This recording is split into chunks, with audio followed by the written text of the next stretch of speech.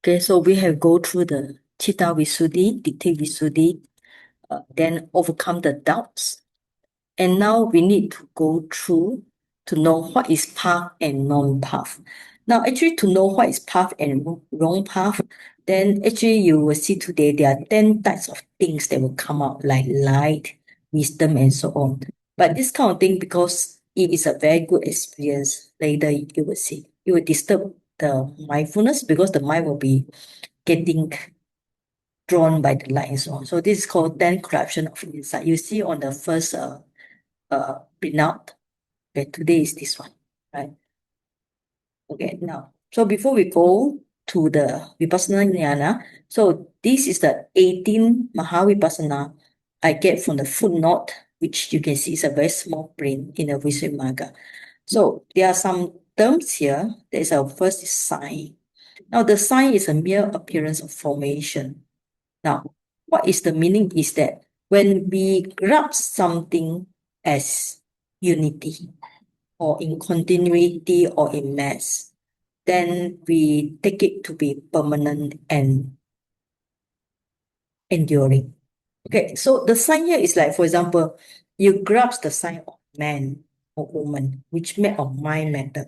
So when you put the mind matter together, then that's we call it you unite the mind and matter nama rupa together.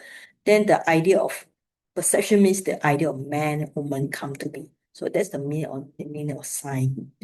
So another meaning is mind and matter because it exists moment to moment, moment to moment. You see continuity. You see it non-stop happening. Mind matter, mind matter, mind matter. So that's why it is considered as a sign here, and which we thought is a permanent and enduring. So that's the meaning of sign. So the sign is called nimitta in Pali. Now, then there's another vipassana to do with desire. Desire is to do with craving. Then another one to do with misinterpreting, means that you interpret the mind matter to be self. Okay. So this actually all this, if you the 18 Vipassana Jnana, if you just sum up, is actually to do with anicca dukkha anatta. Impermanent something is non-self. So sometimes we interpret the nama rupa, mind matter to be self, right? Then I'll go through because I don't think it's so important here, but just go through here. So only formation dissolve. Formation means mind and matter. Only mind matter will dissolve. So beyond the depth of mind matter formation or sankhara, there is nothing. Nothing means there is no soul, no self, no permanent entity. So that's the meaning of nothing beyond the dead. So this means that mind matter disappear. But normally what we know that why we are reborn. Why we reborn is not we, it's because of the karma, next karma. The karma bring us to next life. That's the meaning of a higher understanding here.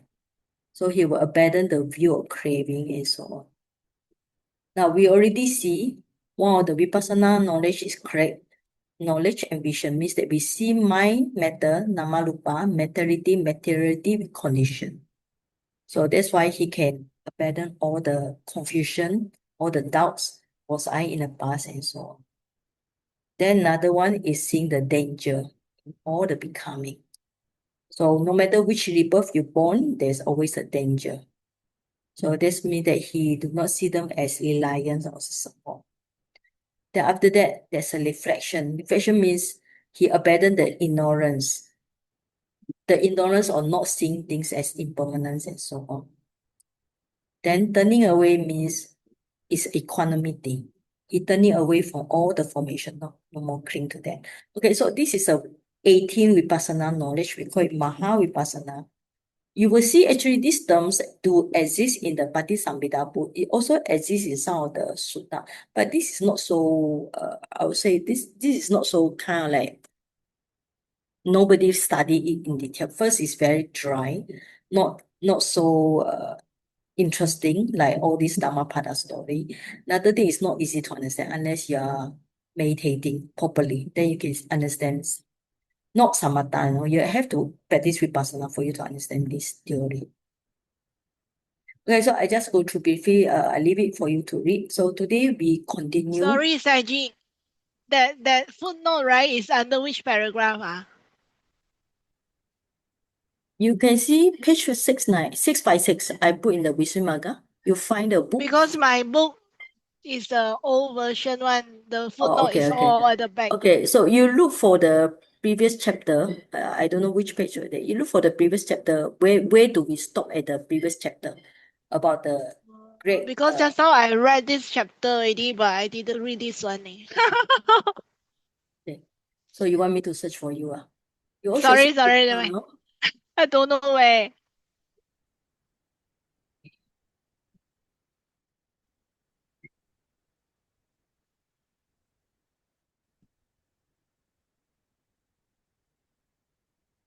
This one, the very long paragraph on the page.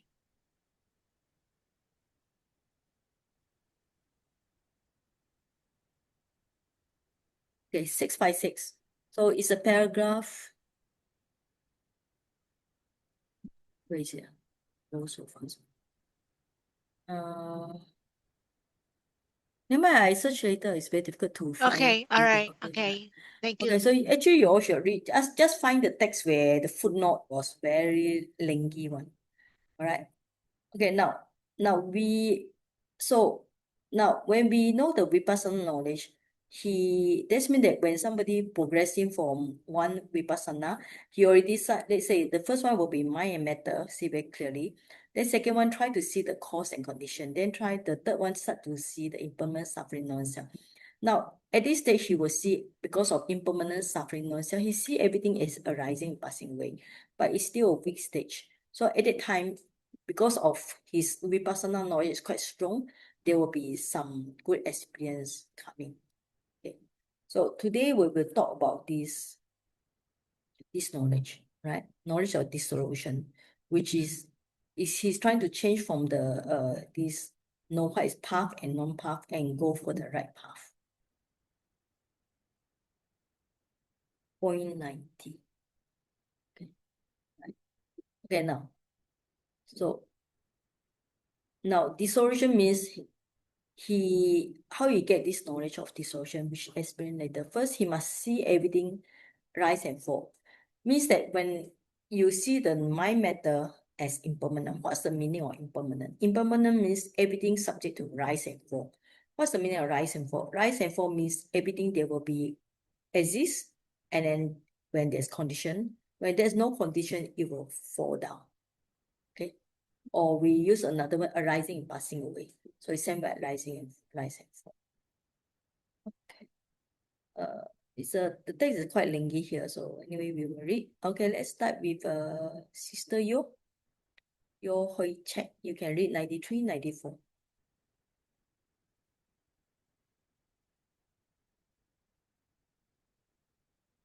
Is Sister Yo here? Yes. Okay.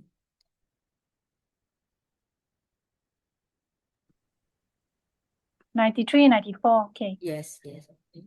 Having purified his knowledge in this way by abandoning the perceptions of permanence, etc., which oppose the contemplations of impermanence, etc., he passes on from comprehension knowledge and begins the task of attaining that of contemplation of rise and fall, which is expressed thus: understanding of contemplating present states, change is knowledge of contemplation of rise and fall. Visuddhimagga, and which comes next after comprehension knowledge. When he does so, he does it first in belief. Here is the text. How is it that understanding of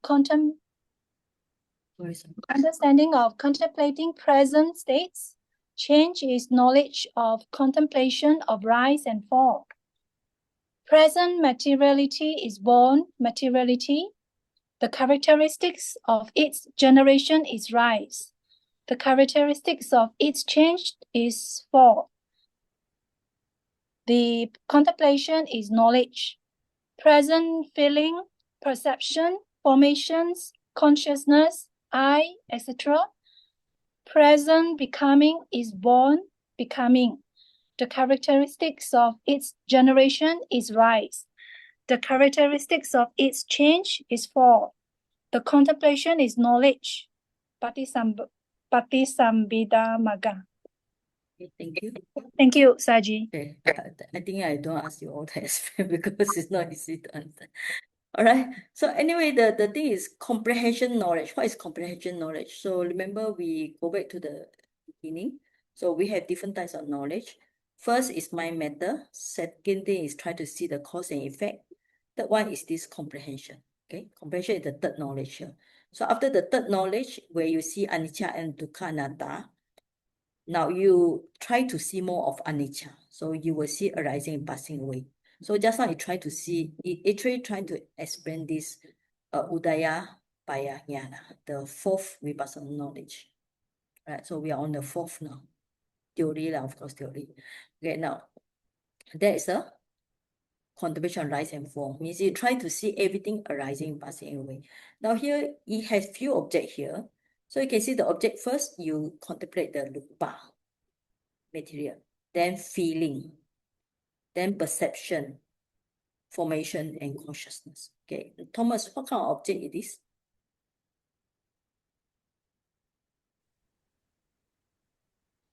This is the five khandhas, the five Okay, right, aggregates. okay. Yes. So the object here will be the five aggregates: materiality, feeling, perception, formation, consciousness, then I, and so on. So what will this be? What do you think?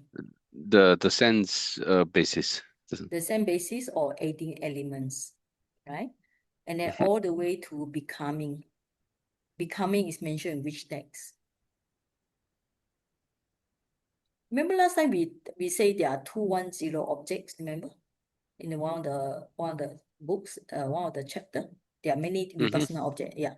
So one of them including the dependent origination and so on, right? Yeah. Okay. So this means that from this text, everything in the nama rupa, mind, body, or five aggregates, or six sense bases, or 18 elements, or even any factors in the dependent origination, try to see everything. Generation means it is born. When things are born, how you know things are born means it's rise. Rise means appear. And then when it change, what's meaning of change? Means it's disappear. Fall means disappear. So things will arise and disappear. So that's the meaning of generation and change. And the contemplation, when we start to contemplate anything arising and passing away, so that contemplation itself is the knowledge. Okay, can you follow? Right, yes. Okay. So it's same here. It's actually the text is quite similar. So you will see generation or birth, arising, renewal. Renewal means sometimes the material, it look like it coming again, but it's not the same. Because one material, when it disappear, it never come back. Why it appear is another same type, reborn again, another moment. So born as rise. So when we see anything change, what's the meaning of change? What's the meaning of destruction, dissolution means fall. When things disappear, we call it fall. So anyway, when it appear, it's called birth. When it disappear, it called destruction. So that's the meaning here. All these are actually more on Pali texts. Okay, 96 is quite interesting to read here. Let's start with, we will call somebody who not read. Okay, Lawrence, you want to try? 96.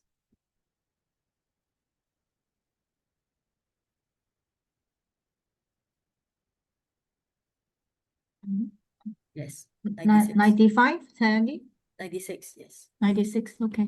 He understands thus, there is no heap or store of arisen, mentality, materiality, existing prior to its arising.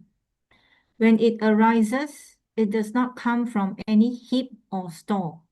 And when it ceases, it does not go in any direction. There is nowhere any depository in the way of a heap or store or hoard of what has ceased. But just as there is no store prior to its arising, of the sound that arises when the lute is played, nor does it come from any store when it arises, nor does it go in any direction when it ceases, nor does it persist as a store when it has ceased. But on the contrary, not having been, it is brought into being owing to the flute, owing to the lute's neck and the man's appropriate effort. And having been, it vanishes. So too all material and immaterial state, not having been, are brought into being, and having been, they vanish. Okay. So it's actually trying to tell us that things arise when they condition. For example, the sound, when you play a musical instrument, all right? So where is the sound? For example, you're playing guitar or lute. Lute is kind of like one of the kind of like guitar, when you ding, ding, ding, ding, ding, first there must be string, right? And then there's a wood there. The string must be tight enough. So when you play, due to condition, the hand touching it or you use some equipment touch it, then the sound come to be. So where does the sound come? The sound is not stored inside the lute. It's not stored inside the guitar. But because of condition, the sound appear. So when the sound, it disappear, where does it go? It does not go back inside the lute or guitar. No condition, it disappear. When condition, it appear. So another way we can see is like, we call it the lighter. When you strike the lighter, pop. Yes, there's a lighter. Okay. You all know, you can see the lighter here, right? You can see the lighter here. There's a lighter here. Okay. So when I struck it, then the light come to be, all right? So I strike the lighter, then the fire come to be. So before I strike, there's no fire. So it's the fire inside the lighter. The fire is not exist inside the lighter. But due to the condition of strike it, the metal here strike with the gas here, then the fire exists. So after the fire, then it appear, then it disappear. So when it disappear, the fire does not sleep inside the lighter.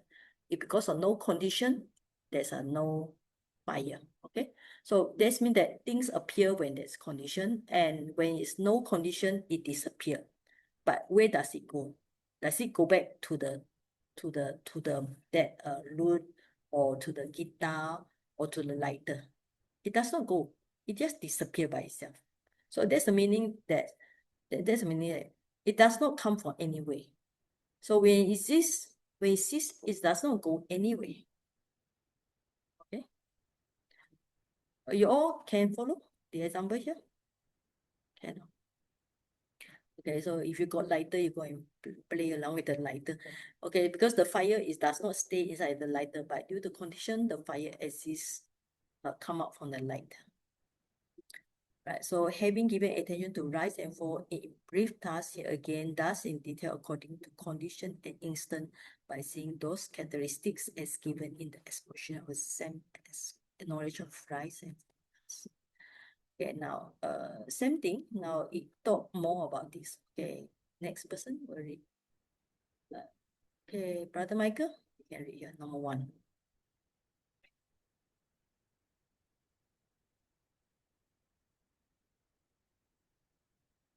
Brother Michael, are you here? Yes. Yeah.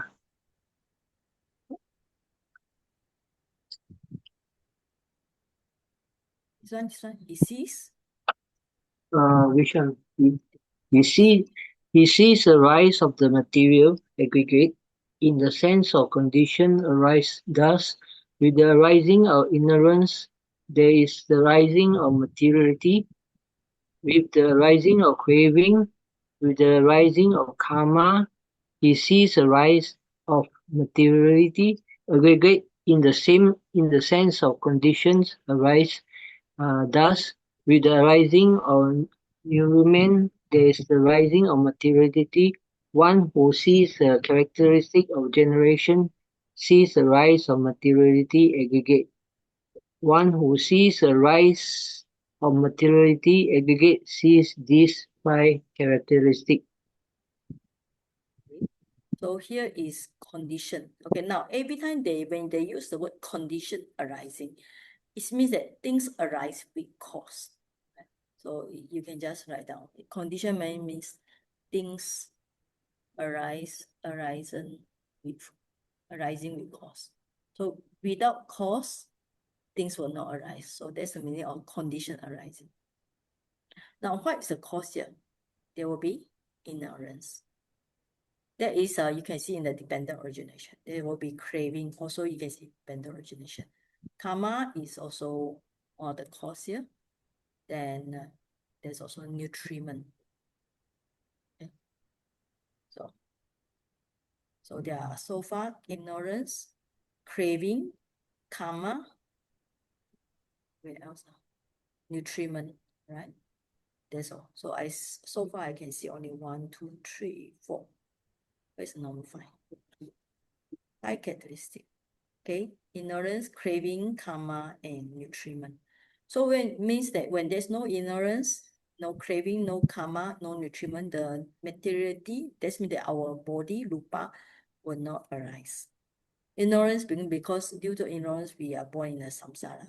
Due to craving, we are also born. Due to karma or past life, we acquire new body. Due to nutriment, the new material cell will arise. So on. I think the rest is same. I said this paragraph will repeat now in terms of feeling. Okay. So after that, in terms of feeling, then the rest is quite same. Then now that's talking about 4 feeling here. So the rise of feeling also same due to ignorance, due to craving, due to karma. And 4 of feeling. The 4 of feeling means that when the feeling will cease. When does the feeling cease? When the ignorance is ceased, when the feeling is ceased, when the craving is ceased, when karma is ceased, then the feeling cease. And then when the cessation of contact, there's a cessation of feeling. Right. So when you see this, which Dhamma is talking about this? Sister Kaho? This part. Yes, Saji. Yeah, read from here. Yes, you read from here. Okay. With the cessation of contact, there is the cessation of feeling. One who sees the characteristics change sees the fall of the feeling aggregate. One who sees the fall of the feeling aggregate sees these 5 characteristics. And as in the case of feeling aggregate, that is, substituting contact for the nutriment in the case of materiality. So, for the perception and formations aggregates. So also for the consciousness aggregate with this difference, that for the phrases containing contact, there are substituted with the arising of materiality, and with the, mentality, and with the cessation of mentality. Yeah. We got, Okay, it's okay, thank you. okay, Now, thank for the you. materiality mentioned above, one of the condition is nutriment, right, for body, rupa. But for the feeling, you can see there's a feeling here, or the condition is contact, right? So because when there's no contact, there's no feeling. So which Dhamma mentioned about this, Sister Kaho? When there's no contact, there's no feeling. Which Dhamma, which text mentioned about this point? Can you remember? In the 12 what? In the 12 dependent. Yes, in the 12 dependent origination. So you can see now, actually, if you understand the Tipitaka, you roughly understand it's either talk about 4 noble truth or talk about the meditation object. Now you go back to something we always learn, we learned before. That is contact When there's contact, there's feeling. So when there's no contact, no feeling. Because when we have six sense spaces and six sense object, so things must come. Like your visible object must come in contact with the eye base. So things must come in. When you close your eyes, you cannot see. When maybe there's a no ear faculty, there's no contact. So when there's contact, of course, followed by dependent origination, there will be feeling. When there's no contact, there's no feeling. Right? So that's the meaning. So when you have feeling, you also have other aggregates. Right? So this means that he's talking about dependent origination. You're also talking about five aggregates. So you have perception, you have formation, and you also have consciousness aggregates.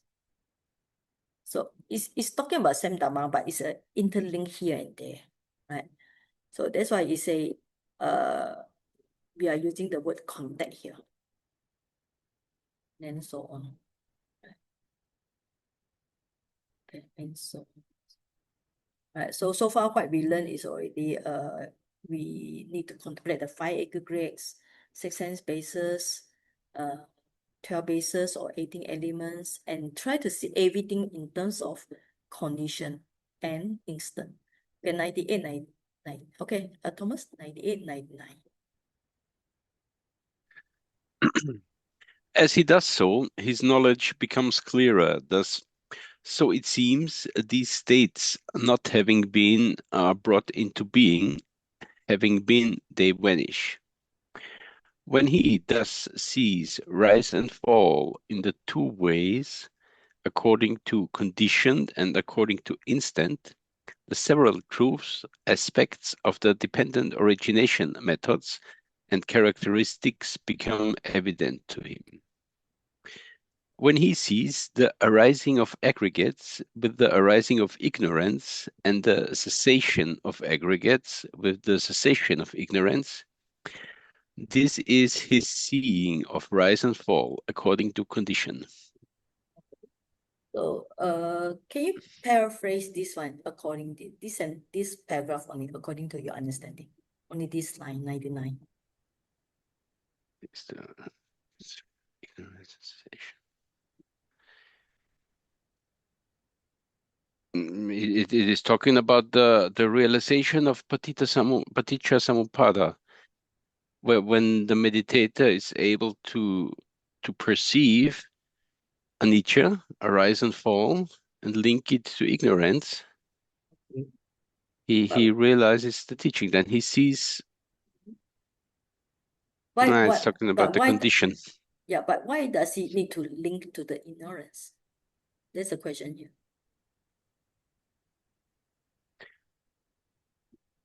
The conditioning. It's about the conditioning, right? Yeah, it's a condition because ignorance. Remember, independent origination. What is the main cause? There are two roots: Avijja, ignorance. avijja and craving. Craving. Okay, yeah, these two. So he's talking about the main cause, right? Main cause is, of course, the first cause is ignorance, because when there's ignorance, there are aggregate. Aggregate means mind matter or start or a being, all right? So this is talking about in terms of condition, right? Okay, thank you. Okay, next. Yeah, you can read, not finish yet. When he sees rise and fall of aggregates, by seeing the characteristic of generation and the characteristic of change, this is his seeing of rise and fall according to instant. For it is only at the instant of arising that there is the characteristic of generation, and only at the instant of dissolution that there is the characteristic of change. Okay. Do you understand what this paragraph? It's talking about the moment that the moment, yes. change is happening, to perceive this. Besides change also, when things arise, okay, things arise in one moment and disappear in another moment, right? So this instant means it's kind of like timing. Things arise and disappear, right? So earlier on is condition. So it's like we see things in one way, viewpoint. One viewpoint is on condition. Another viewpoint is like in terms of timing. Okay, so that's the two. Okay. Yeah. Then in 100. So when he sees rise and fall in the two ways, as mentioned above, according to condition, according to instant task, the truth of origination becomes evident to him through seeing rise according to condition, owing to his discovery of the progenitor. Progenitor means creator. Okay. So far the key point is only one. First condition, another one instant. Right. Origination means how things arise. What's the cause? Okay. Because why is cause? Because there's a creator in a way. And now this part start to link to what everybody know, Four Noble Truth. That's why this book is people will complain. This book is kind of like very detailed. It's kind of like mix the Dharma here, but because this book, you can see this book is actually takes a lot of information from Visuddhimagga, which I told you this book is supposed to be written by Venerable Sariputra, who is the number one in the wisdom. So his mind, he can pick up a lot of Dharma and link here and there. Right? Okay, so we are trying to follow his wisdom. All right, next person. Bradley? Yes, can I read this one? What is that? Which one? This one. The truth of suffering. The truth of suffering becomes evident to him through seeing rise according to instant, owing to his discovery of the suffering due to birth. The truth of cessation becomes evident to him through seeing fall according to condition, owing to his discovery of the non-arising of things produced by conditions, when their conditions do not arise. The truth of suffering becomes evident to him too, through seeing fall according to instant owing to his discovery of the suffering due to death. And his seeing of rise and fall becomes evident to him as the truth of the path. Thus, this is the mundane path, owing to abolition of confusion about it. Thank you. All right. Do you want to analyze it? Wow, very difficult to understand. Okay. So this paragraph is talking about Four Noble Truths. I think you all know about Four Noble Truths. So first, the truth of suffering is the first noble truth. You will see due to birth, and also another one due to death. So in the first noble truth, you have birth, aging, sickness, death, separation from loved one, and so on. All these are truth of suffering, the first noble truth. And why is it?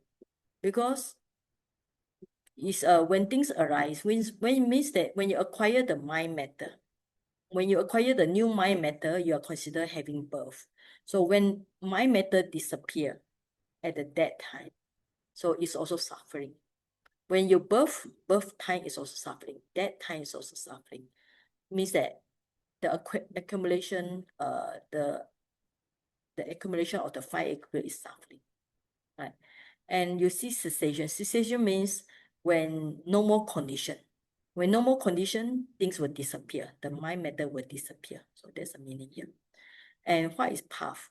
Path means you practice a noble eightfold path. So when somebody discover that this is a mundane path, means that they understand it's a eightfold path, Sila Samadhi Panya, for them to practice. Because at that time, they already abandoned the confusion about the path and so on. Anyway, just you can sum up the whole paragraph here is talking about Four Noble Truths, trying to see the birth, sickness, and so on is a suffering, and when see the cause disappear, so there's a cessation. There's a meaning here. And after that, it go back to dependent origination. So this path is this paragraph 101 is a dependent origination again. Melinda? 101. Thank you, Sarji. 101. The dependent origination in forward order becomes evident to him through seeing rise according to condition, owing to his discovery that when this exists, that comes to be. The dependent origination in reverse order becomes evident to him through seeing fall according to conditions, owing to his discovery that when this does not exist, that does not come to be. Dependently arising states become evident to him through seeing rise and fall according to instant, owing to his discovery of the characteristic of the form. For the things possessed of rise and fall are formed and conditionally arisen. The method of identity becomes evident to him through seeing rise according to condition, owing to his discovery of unbroken continuity in the connection of cause with fruit. Then he more thoroughly abandons the annihilation view. The method of diversity becomes evident to him through seeing rise according to instant, owing to his discovery that each state is new as it arises. Then he more thoroughly abandoned the eternity view. The method of uninterestedness becomes evident to him through seeing rise and fall according to conditions, owing to his discovery of the inability of states to have masterly exercise over them. Then he more thoroughly abandoned the self-will. The method of immutable regularity becomes evident to him through seeing rise according to condition, owing to his discovery of the arising of the fruit when the suitable conditions are there. Then he more thoroughly abandoned the inefficacy of action view. Okay, thank you. Thank you, Right. So do Saji. you want to explain this one? This part, 101. Saji, this is more on the dependent origination. Okay. When things exist, that comes to be. Mm. And then when it's reverse, so it's no more, that does not come to be. So actually everything is in the nature to rise and also in the nature to cease. Okay. Right. Thank So you. it's either thinking about, yes, it's talking about actually the dependent origination. So if we just somehow, it's like very easy. When there's A, there's B. When there's no B, when there's no A, there's no B. So that's the meaning here. Right. Thank you. Thank you, Saji. Yeah, so this is a reverse order, forward order, forward order. Okay, the rest are same. Okay, now there are some technical terms here about this method of identity and method of diversity. So identity is you identify this as a self, right? Because when we see things continuity, means one moment my method to another, my method to another, my method. It's actually why we see continuity, because the cause and condition is always continue. The cause and fruits means cause and condition continue. So the more you see things continue, from one moment to modern, then you identify. Okay, identify there's I, there's mine. So there's a meaning of identity. Identity, there's a self, there's a soul, there's a human, and so on. So if you can see this, then you can abandon the annihilation view. Annihilation view means that somebody believes that after they pass away, there's no more self. Remember, there are two wrong views. One wrong view is a eternity belief. Okay, another one is annihilation belief. Eternity belief is when somebody believes after they pass away, the soul continue forever. When next life, they reborn again. Another next life, they reborn again. So it's like eternity means that the soul exists forever. So this is one of the wrong view. Another wrong view means believe that when they pass away, their self, their soul, this I, totally annihilated, totally destroyed. Okay. So it say that if he sees as this I and mine, so even next life, they will continue as mind matter continue because of cause and condition. So this means that there will be no annihilation. The self and soul will not be destroyed. This is the meaning here. Now the diversity, why I call diversity? Because new mind matter will be new one, another one, new one, and new one, new one, new one. So it's a diversity, means everything will cease, but another new one will appear. Okay. So it's not the same thing. It's not the same soul. It's not the soul will exist forever. So this is called eternity belief. So this is actually linked with the second noble truth. There's a cause here. Remember, second noble truth, we have how many causes? One is sensual desire. Another one linked with the, remember there's a second noble truth. There are two causes, craving. One is the sensual desire. The other one is a craving with, called the, Pali is called Bhava Tanha. Bhava Tanha. Another one is Vibhava Tanha. So this one we know, sensual for desire. This one is a craving with eternity. But the other one is craving with annihilation.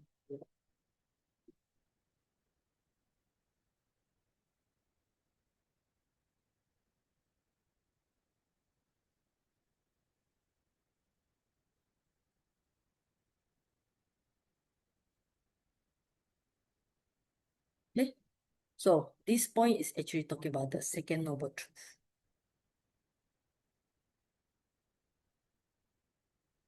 Right? Anyway, either identity or diversity is same thing. The main thing is trying to abandon the annihilation view or eternity view. So these two. So it's like what we see. What is eternity view? Eternity view is kind of like, I think you all know, most people will have this view. Believe that this soul or self exists permanently after death.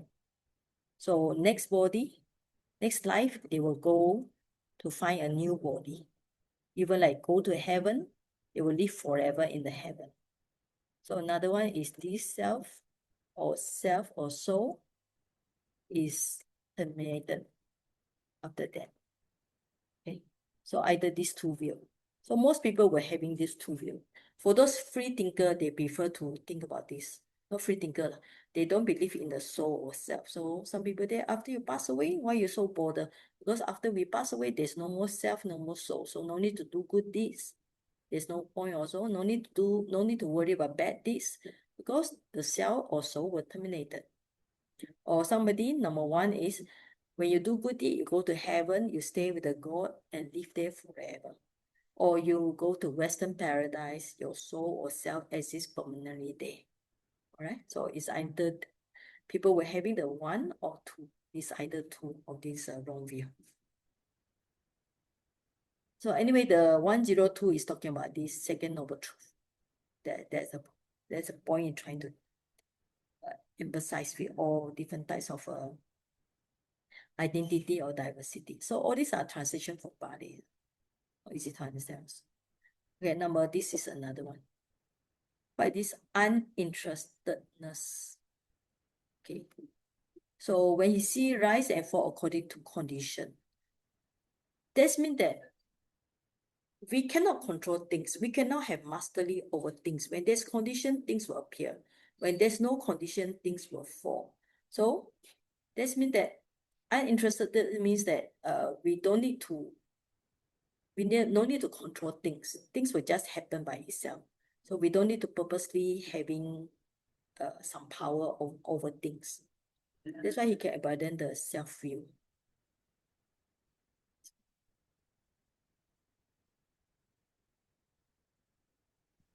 So, G, can I ask? So, Yeah. at this stage, are we talking about Sotapanna when the meditator has not realized really. non-self? Not really. Not. Not really. This is just trying to get the we are still trying to go for what is path and what is not path. Right? When at this stage, the person is trying to know what is right path, what is wrong path. Okay. So here is just developing the right view. So he will be practiced in the right way. Not really on the Sotapanna. Trying to be on Sotapanna. Trying. Okay, trying. Okay, next one. Method, this one is okay. So means that when there's condition, then things will appear. When there's condition, things will appear. Right? When there's condition, there's karma, there's result. When there's a result, that's why it's a definitely. So that's why he will abandon the moral efficacious. So this means we call it akriya. Akriya means non-action. Okay, non-action means that people believe there's no need to do things. When you do things, there's no result. So it's also one of the wrong view. You do things, there's no result, so it's wrong view. But here you say definitely regularity means there's a system there. When you do things, there will be result. There's something here.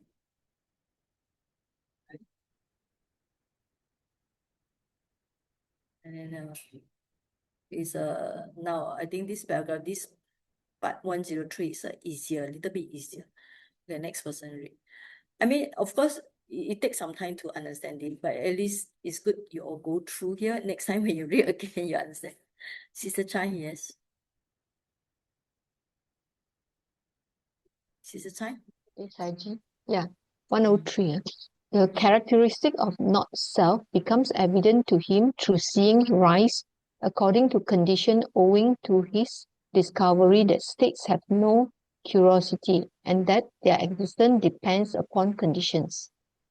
The characteristic of impermanence becomes evident to him through seeing rise and fall according to instant owing to his discovery of non-existence, after having been and owing to his discovery that they are secluded from past and future. The characteristic of pain becomes evident to him through that, too, owing to his discovery of oppression by rise and fall. And the characteristic of individual essence becomes evident to him through that, too, owing to his discovery of delimitation of states by rise and fall. Okay, so here non-self means, what is the meaning of curiosity? Curiosity is kind of like willpower, no? It's like stakes here refer to our mind matter. Mind matter exists because of condition. So when there is no condition, for example, your seeing consciousness arise when there are good sight, there's good eye, and there's a paying attention, right? There's a condition. So that's why you say we cannot really have totally mastery over this kind of thing, because they will arise when there's condition, right? So that's the meaning of non-self. Remember I say there's for this definition of non-self, first is uncontrollable. Second definition is, okay, now what is non-self? Non-self means, how do we define it? Okay? First is really literary translation means no soul. No soul or non-self. So another definition is uncontrollable. Uncontrollable means we cannot control. All right, of course we can control to a certain extent, but we cannot control 100% of our mind and matter. Right? You know that, for example, when you feel sick, you're feeling unwell, your body is weak, even though your mind is very strong, but you cannot go to the toilet, cannot eat properly. All right, so that's the meaning here. So that means that our states had no curiosity. Curiosity here actually, I think, is the Bali talking about some control there. So impermanence means after things arise and pass away, so you see it non-existence. What is pain? What is suffering? Because things arise, pass away, so it's oppressed. Oppressed means it's suffering. Okay, oppressed means things are disturbed by rising and falling away. Okay, and so on. Okay, we will have 5 minutes break. Later we continue. It's a tough text, but it's good to read.